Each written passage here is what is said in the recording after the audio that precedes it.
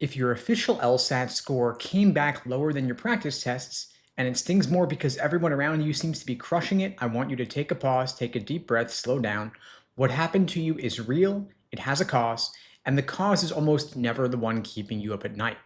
You didn't get dumber between your last LSAT practice test and test day. You didn't forget how to take the LSAT. And no, LSAC almost certainly did not mess up your LSAT score. Today, I'm going to tell you what actually happened, why it feels so unfair, and what you can do about it if you're retaking the LSAT.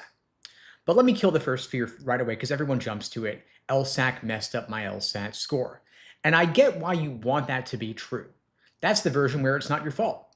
But the LSAT isn't graded by some tired person with a red pen. It's scored by computer, then checked by people whose whole job it is to stare at the scoring data and flag anything strange, anything off, anything suspicious. And if something were off, it'd get caught before scores ever went out.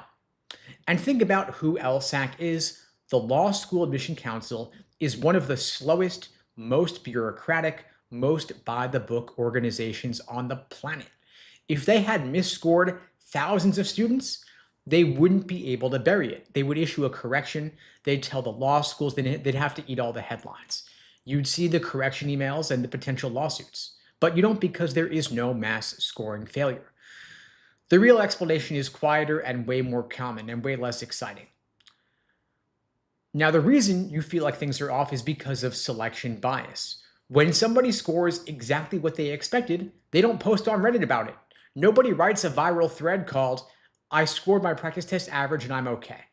That post gets 0 upvotes. Even the people who beat their target tend to stay quiet. But if you score 15 points below your practice test average, that feels like a gut punch. So the person goes online and lets it all out. The forums, the Reddit forums, fill with the worst test days, huge score drops, weird test center stories, theories about secret curves and LSAC out to get everybody. But what you never see are the thousands of people whose scores landed right where they expected.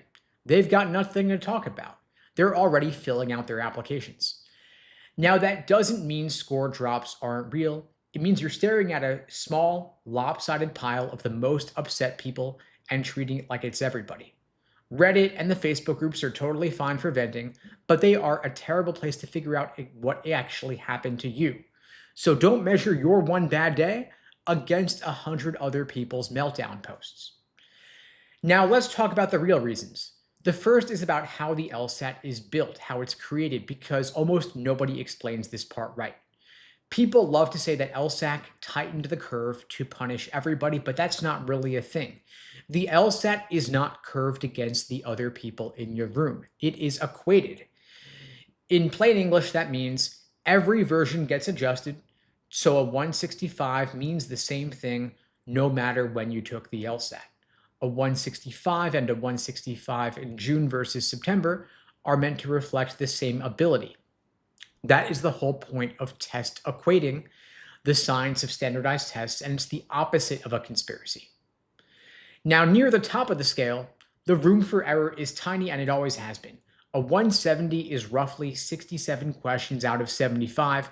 If you slip from 67 out of 75 right to 64 out of 75 right, you're now at a 168. You could even be several points lower than that. Because the scale is packed tight up there, down at a 150, missing 3 more barely moves you, but up at 170, 3 questions is everything. So picture your test. You walk out feeling like it went fine, a couple of odd questions, nothing scary, but you missed 2 in one section, 3 in the next, 1 more, then 1 more after that. In the middle of the scale, that's basically a rounding error.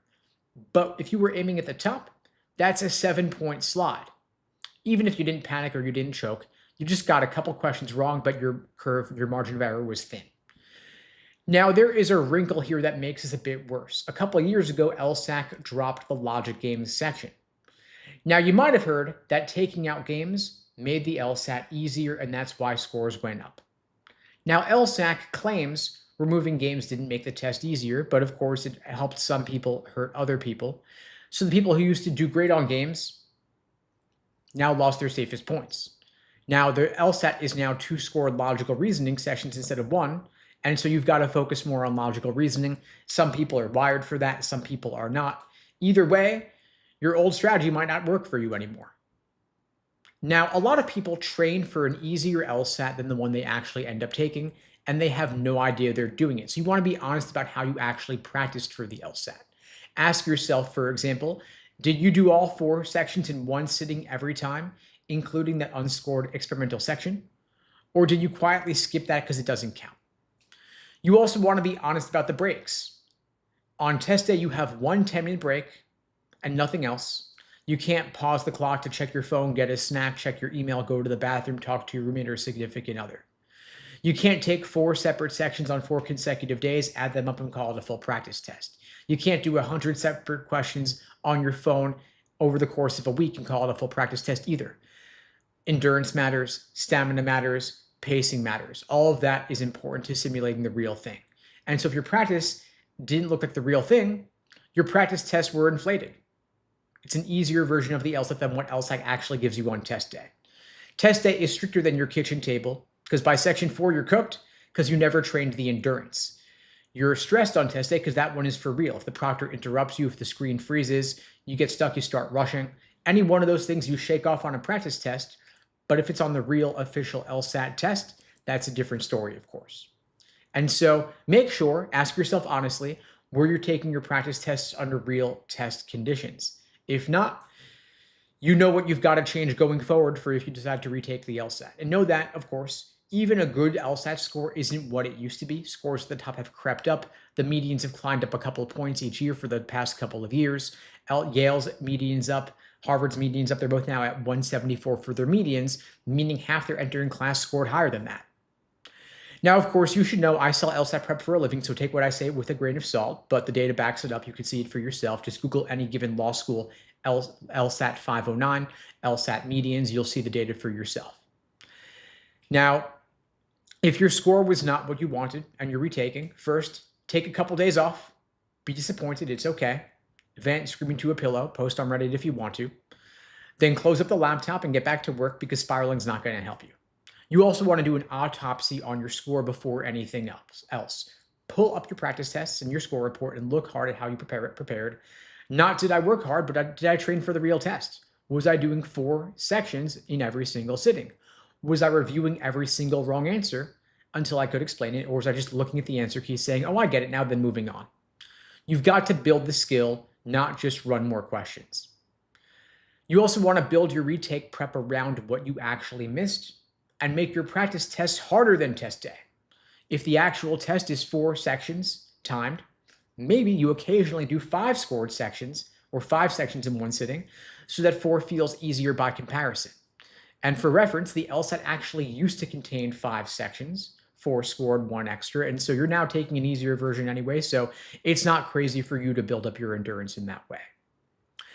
Look at your practice tests leading up to the official and see what your weak areas are. What do you need to drill? What do you need to build up on the foundation on? Maybe there's a section or question set that you weren't totally clear on.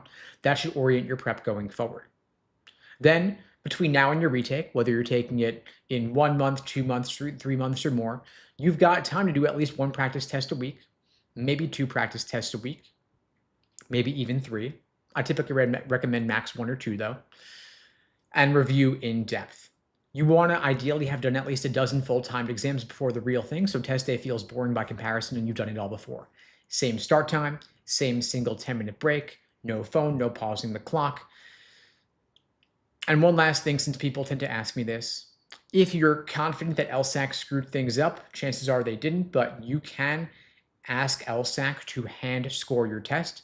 If your result is so far below your range that it feels impossible, do it for peace of mind if you need to. Just know 2 things going in.